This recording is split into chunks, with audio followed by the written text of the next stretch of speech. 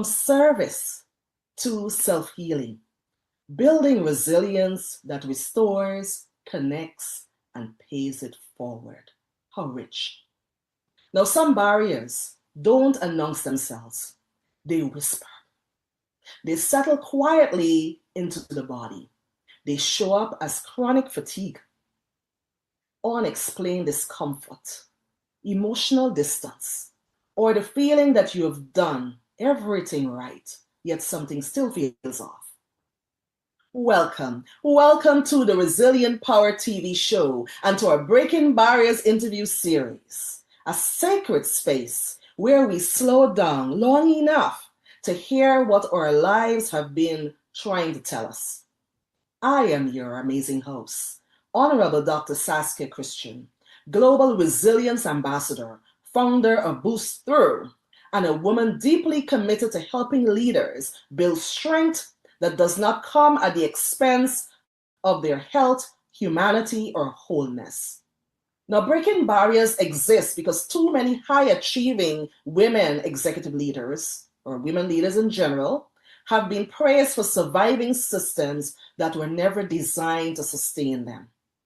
Here at the Breaking Barriers, we redefine resilience, not as endurance, but as alignment, not as toughness, but as truth, not as silence, but as self-trust. Now, today's conversation, oh, what an exciting lineup we have.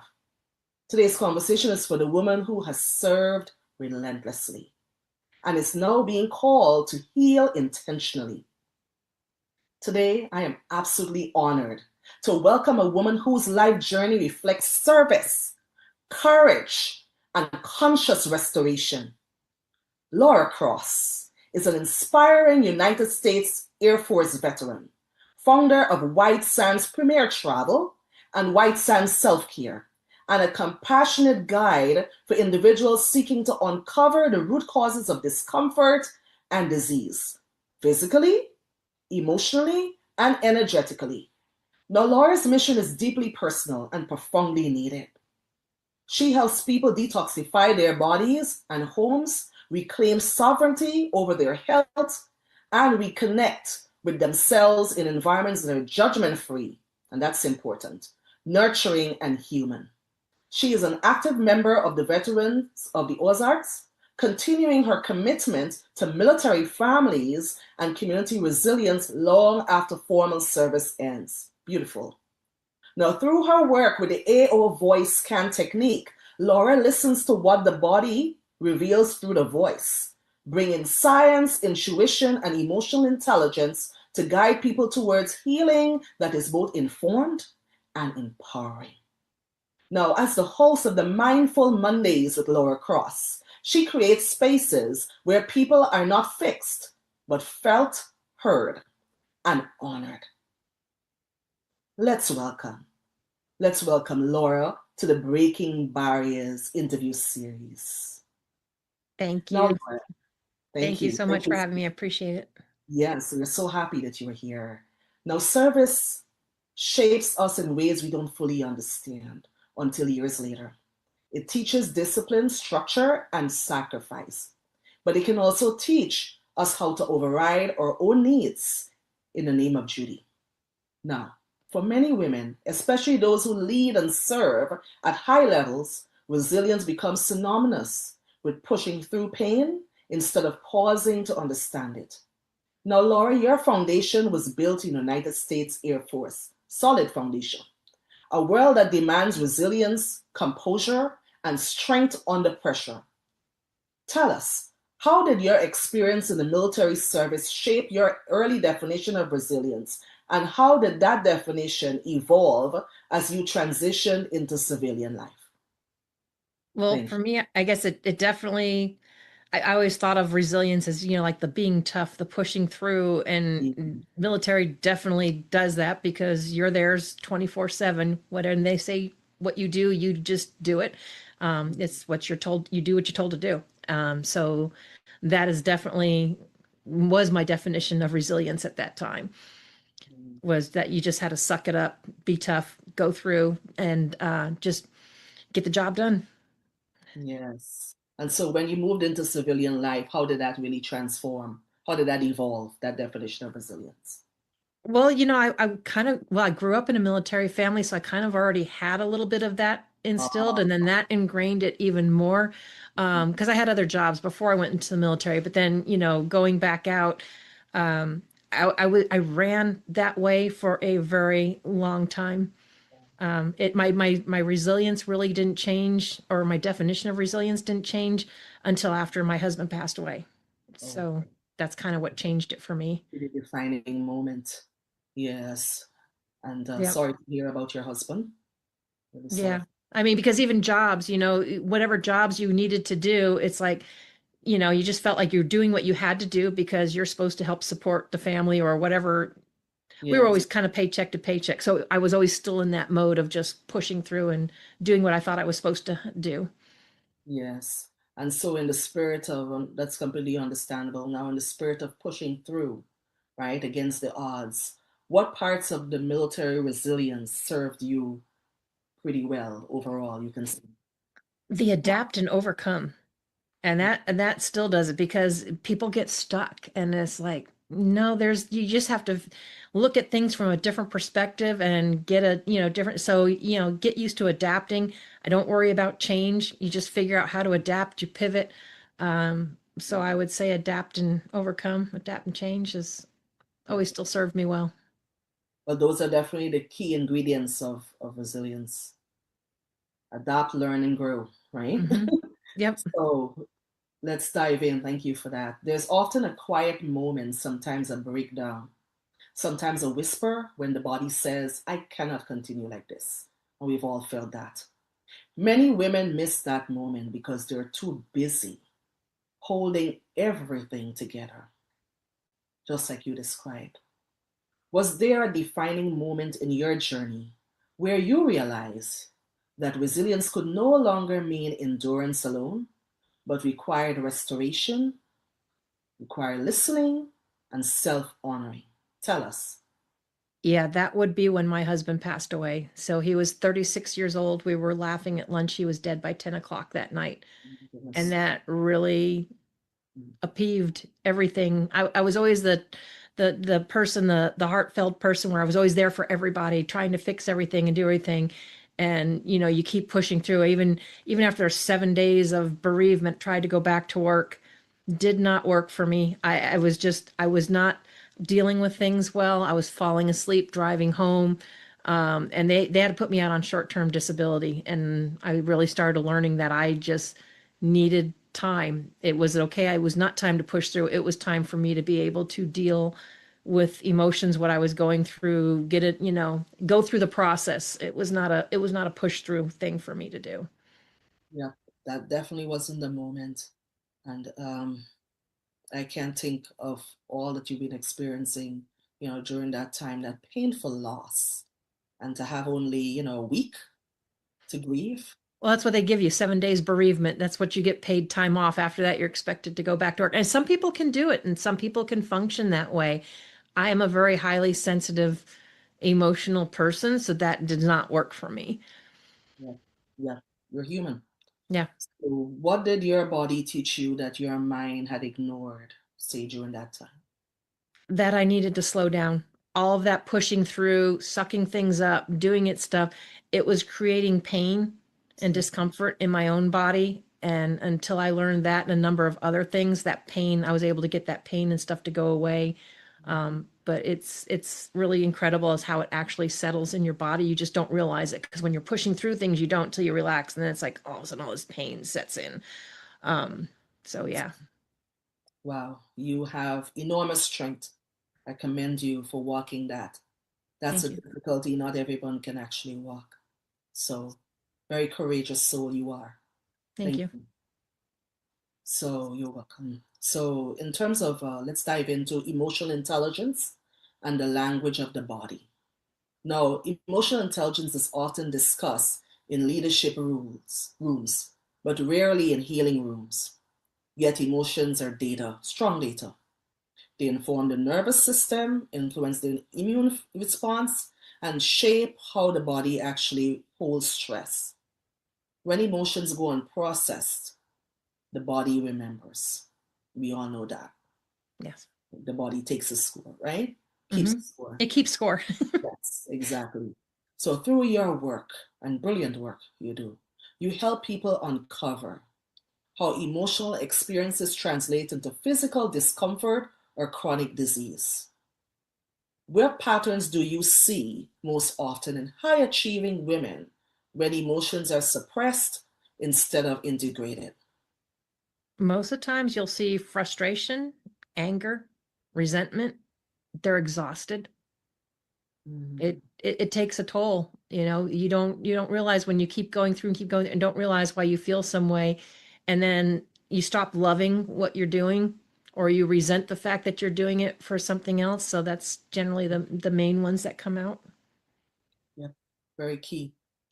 Now, really, how can leaders, this is a follow up, how can leaders really begin listening without judgment? And that is so important.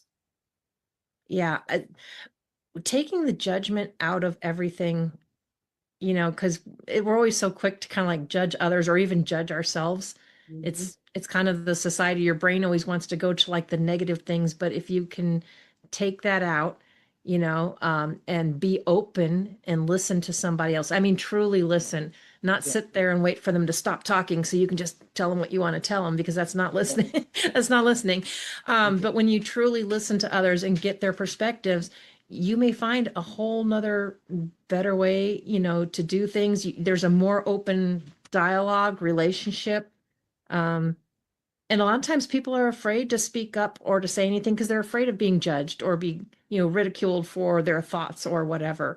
But if you really want someone's true input and you want to build that relationship, then you got to take the judgment out of it and try to see it from their perspective. Absolutely. Absolutely. Wow.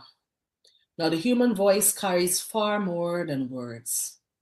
It carries history, it carries stress, joy, suppression, and truth. Now, in a world that teaches women really to quiet themselves, listening becomes a radical act. Now, your amazing work with AO Voice Scan allows you to detect imbalances through sound. What does the voice reveal that traditional approaches often overlook? And why is this so empowering for personal healing? Tell us, Laura. Everything. So we're all vibration, frequency, and energy. And when you're speaking, there's thousands of vibrations and frequencies coming out of you. Yeah. So, when you maybe go into a meeting smiling, but if something is really wrong, that stress and all that stuff it's in the vibration. You ever have somebody where you can talk to someone and they're telling you everything's fine, but you can tell by their tone, their voice, everything is not fine. Mm-hmm. And it's kind of the same thing. And the voice scan detects everything. I mean, head to toe, chakras, meridians, your stuck emotions, absolutely everything. And I love it because it detects the root cause at an early stage. Because Yeah. all of these things settle in your body, they create dysfunction, they create pain. And it's not until you hit a whole higher level that says, oh my God, something's wrong. And then you go to the doctors. But how many times have you felt something's off? So you go to the doctors and they tell you there's nothing wrong with you, but something is off. That's why I love Mhm. this scan, because your body is your best MRI, and your voice, and the voice can tell you what is going on. So insightful, Yeah. definitely. And we'll talk more offline about that. Yeah. For sure. Thank you. Uh-huh. Breakthrough. That's breakthrough for sure there for lots of people. So tell us, how does this practice really reconnect people to self-trust? The AO Well, scanning. Mhm. yes, it's kind of along those same lines, when you've known that something is wrong or something is off, you don't feel right. Everybody Mhm. keeps telling, "Oh, you're fine. Oh, it's all in your head." Hmm. No, you knew that, and you kind of start to believe other people that are there, but it's like, and you start to lose that. But this kind of helps solidifies, like, no, I knew something was off. This proves Sure. it, and he kind of helps build that, trust, your own self trust and your own intuition, your own gut feeling. Mhm. Hmm. Mhm. Yes, excellent. We need that type of intelligence. We need to listen to our inner voice, and we need Yes. technology that backs it up. with strong data. Thank you. It does. Yes. So let's dive into networking for resilience and belonging. Now, not all connection is nourishing, and I'm sure you can agree with that, Laura. Absolutely. Some networks demand performance, some reward burnout, and some never make room for authenticity, which is a shame. Resilient leaders need spaces that restore, not just advance. Now, Laura, you intentionally build judgment-free, heart-centered communities. What does resilient networking look like to you? And how is it different from transactional or performance-based connection? We know there's a whole lot of that going on in the current environment. There's nothing transactional about it. It should be about the other person. It should be about building those relationships. You know, we always say we buy stuff from people that we know, like, and trust. Yes. The traditional networking and the speed and buy my stuff is not know, like, and trust. That's, you know, a quick meeting if somebody wants you to expects you to connect. You know, how do you know you really connect with that person? So for me, it's about being your authentic self and building those relationships. So I'm not often in those other ones because they don't they don't resonate with me. Yep. Yep.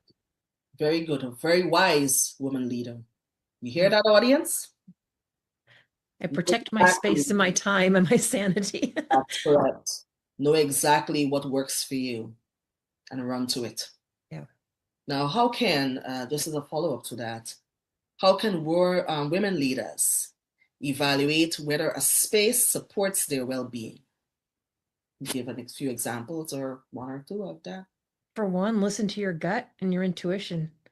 You know, just because someone says, oh, this should be a fantastic event for you. We all know when we walk someplace, if you've got that feeling that just like, I don't want to be here or I shouldn't be here, walk away. Walk away, because it's the wrong energy for you. It's not the place for you to be. We all know it's like we all get stuck in this trap of doing what we think we're supposed to do, but it doesn't really truly align with you, and it really can be just wasted time. You have a gut feeling, and instinct, your own intuition. You just have to tune into it and actually listen to it. Yes, because we all know that emotional safety plays a very key role in sustainable leadership. We have to listen to that inner voice when coming to interacting with others, because it impacts us in the long run. Yeah, if you don't feel safe, you're not thinking clearly. You go into fight or flight or protect mode. You're not kind of like being your natural self. You're on guard. It's not how you want to be.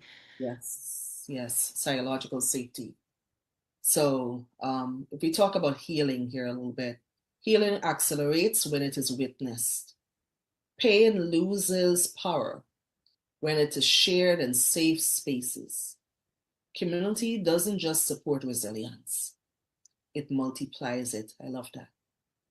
Now, through Mindful Mondays, you've held space for countless individuals. What have these shared experiences taught you about collective resilience and the power of being seen, Laura?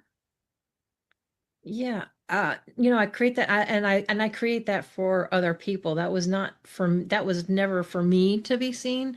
It's just as someone struggling through when I went through with my husband, and I had a lot of family and support around to help me. But, you know, when people keep trying to fix you and they, you know, or they're doing what they think they know is best for you, that's not necessarily what people need. And so I always think people can resonate with people better when they can share their story. And I've had a lot of wonderful people that are open to be enough to be vulnerable to share what they've gone through. And so that way people know that they're not alone, they're heard. There's someone out there that they can connect with that can support them and resonate with them. Because if you haven't gone through something, you can't even begin to relate. And I'm not going to say understand, because the only way you can understand it is if you're that person and in their skin. Correct. Oh, I love that. You can lose a husband. I can lose a husband. It's not going to mean I understand what you're going through. I can relate, but I'm not you. You have a different relationship. It's a different person. I'm not going to say I understand it. people need to be who they are and not be judged and be heard and seen. Yes. Respect the perspectives and the experience of another. Mm-hmm. Right? You don't Yeah. have the answers on someone's journey that they are walking. You really No, don't. and their journey is not right or wrong. It's theirs. It's not. Exactly. Yeah. So important. So in your mind, what changes when women realize they're really not alone? I'm sorry, when they're what? What changes when Mhm. women realize they're not alone? Oh, for me personally, that changed everything. Especially if you're going to be an entrepreneur and you do stuff and a lot of people don't understand it. You have a lot of people questioning it, and you feel like you're kind of on your own. But when you have people that are there that are actually wanting you to be there, or they love being there, it's like a whole weight's lifted. It's like I am doing what I am supposed to do. It's powerful. I think and it's kind of hard to describe, but it's just a whole different level. Makes things so much more peaceful and clear. Gives you a lot of strength. So this is a follow-up of that, really. How does really community shorten that healing journey of an individual? When you have someone, I think that you can talk, people that can relate, and you have that supportive community, I think it helps you to heal faster. Yeah. Well said. Well said. Now, we just focus a little bit on paying it forward and legacy-driven resilience.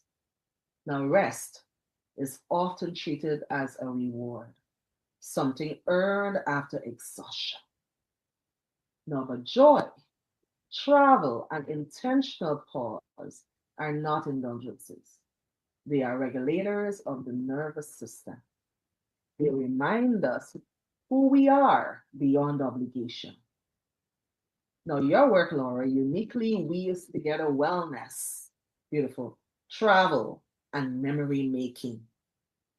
Why is joy and intentional rest essential to resilience, especially for women to carrying that load and that responsibility? I lost you a little bit there, but I think I got you. Oh, yes. Yeah, no, it is the travel and the health. I mean, that is an essential part. I know. So unless you're traveling for business or creating this itinerary, that's not what I'm talking about travel. But when you travel to do something you might enjoy, like swimming with dolphins, or you're doing something, you get away from feeling like, oh, I have to do this, I have to do that, whether it's cook, clean, do this, I have to show up for work. All that stuff can just go away Yeah. and you can be peaceful, enjoy things. And when you have that peace and calm and you refill your own joy, you may even discover what you were really meant to do or what your purpose was, or discover what really lights you up. But it recharges you. You can get clarity. You can get more creativity. Maybe even realize the path you're on is not the path you were meant to be on. Maybe you need to start another path. Mm-hmm, mm-hmm. So Well, it's a good part for reflection too, oh because yeah, that's about the only time you truly slow down, correct. because when people say, "Oh, I'm on vacation, but I'm staying at home." Well, at home you still feel like you have to do this, you have to do that. Go away somewhere where, Obligation zone. yeah, go away somewhere where someone else will take care of it and you can just focus on you and just whatever brings you joy. Yes. Everybody's different. Yes, absolutely. So just how does travel in your mind reconnect people to themselves? Tell That us. the quiet time, the reflection, Mhm. the calmness, you really feel recharged. Sometimes, a lot of times, I feel like I should never be off vacation. But it's a whole, it really seriously improves your health as well. Because when you can slow down and you can feel, and you can actually feel what's going on with your body, you can make those kind of corrections or that rest. Because I don't care what profession you're in, we all get caught up in one rat race or another, and we Of just go, go, go, go, and we stop doing the things we love. I mean, how many of us have projects? I mean, I finally got back to it, but for years I loved to cross stitch. I've had all the stuff for it. I've left it packed for like years, and I'm like, why? I love doing this. So, I brought it back out. I mean, we stopped doing the things we love. And so, yeah, it's Oh, just, it's a way to recharge. yes, yes, yes. And talking about recharge, really, what permission does the unlock for, particularly for like a woman professional? I'm sorry, your sound's going in and out a little bit for me. What permission Mhm. does rest unlock in women professionals? Okay, so what permission does rest unlock? Is that, yeah. Yes, yes, correct. Yeah. When you can rest, and it gives you permission, I believe, to slow down, go within, Yeah. and feel what's right for you. Hmm. Feel what lights you up. I always say if it does not light you up, you need to relook at what you're doing. You should be getting out of bed excited to start the day with whatever you're going to do, whoever you're going to interact with. And if that is gone, you need to relook at that. And then the only way you're going to get a chance to look at that or do that deep reflection or think is to have that rest. Yes, yes. Key in the renewal reset process. Thank you for that. Now, true leadership is not measured by how much we hold, but by how much we heal and pass forward. When one woman intentionally chooses healing, entire communities benefit. And I'm sure you can agree with that, Laura. What does paying resilience forward mean to you? And how can heal leaders support others without sacrificing themselves, in your opinion? Paying resilience forward. Well, for me, resilience is not tough and pushing through anymore. It's the self-awareness. Right. Yeah. So being able to bring that to the attention of others or making them more aware, making them more self-aware of helping that. I think that's an important part because it does change. Um, I believe in leading by example, and things that I suggest or that I do are things that I do. I'm not gonna just sit there and tell someone, "Oh, you should do this," but then totally Right. do the opposite. That's not Yes. that's not the way to do it. I've seen a number of people that try to do that, and it's like, yes, I can see that's working so well for you. Well, for you. Yes, you just don't do that. But to leave that language and let them know that it's okay, and you will actually move forward faster, or you will get to your success more if you slow down and do that. It sounds funny, but you actually will gain more if you slow down. Right, correct. And so, in the process of paying resilience forward, how do boundaries actually protect generosity in your mind? Oh, boundaries are huge. You have got to put boundaries in place to protect yourself. No is a complete answer, is a complete sentence. You don't owe anyone any explanations. You don't have to say yes to everything for everybody. You don't have to do it all. If you've got that slightest little hesitation, then you probably don't want to do it. And it's probably just better to say no. Protect your time, your space. Yeah. Very, very, very valuable just to protect that. Yes, yes. But exercising boundaries with love, that's what it's called.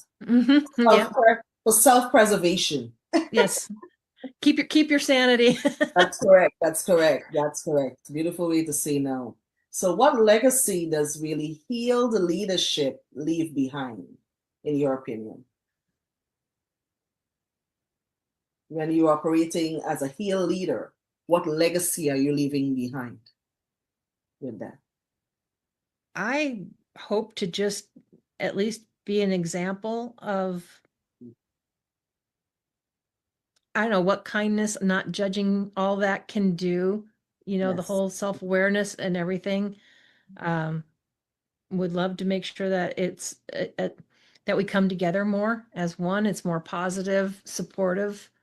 I mean, Yep. that's kind That's of my goal.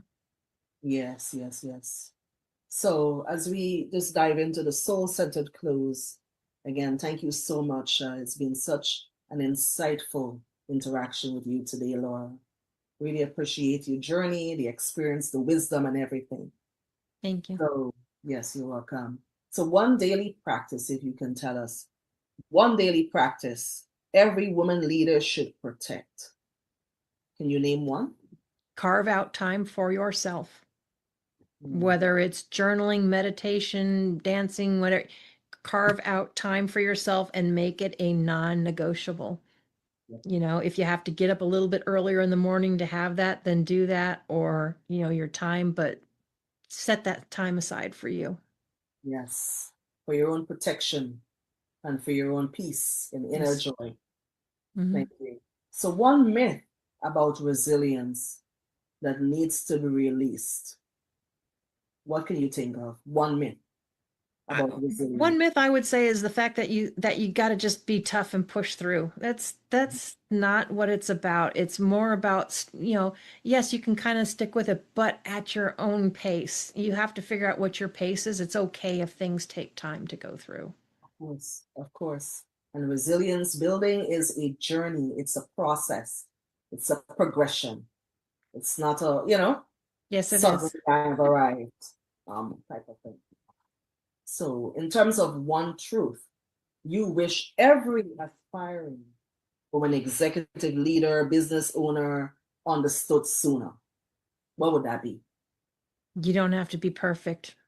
Ditch perfectionism, because I will tell you, when I embraced being perfectly imperfect, there's a whole weight that gets lifted off, and it brings out a whole different version of you that attracts the right people instead of the others. So yeah, ditch the perfectionism. You don't have to be perfect. Correct, correct. I am wholeheartedly agree with that, for sure. Impact, not perfection. Yep. So, in closing, resilience is not about how much you can survive. It's about how deeply you can listen to your body, to your truth, to the quiet wisdom asking you, yes, you, to be home to yourself. Now, Laura, I just want to thank you. Thank you for reminding us that healing is not a detour from leadership. It is leadership. To every executive woman leader, every aspiring executive woman leader out there watching, you are allowed to rest. You are allowed to feel. And you are absolutely allowed to redefine strength on your own terms. This has been the Breaking Barriers interview series on the Resilient Power TV show. Thank you, Laura, for joining us today. We truly appreciate all your insights and your brilliant journey. Now, until next time, audience, tap into your resilience power. Have a wonderful day. Honorable Dr. Saskia Christensen, goodbye. Thank you. Thank you.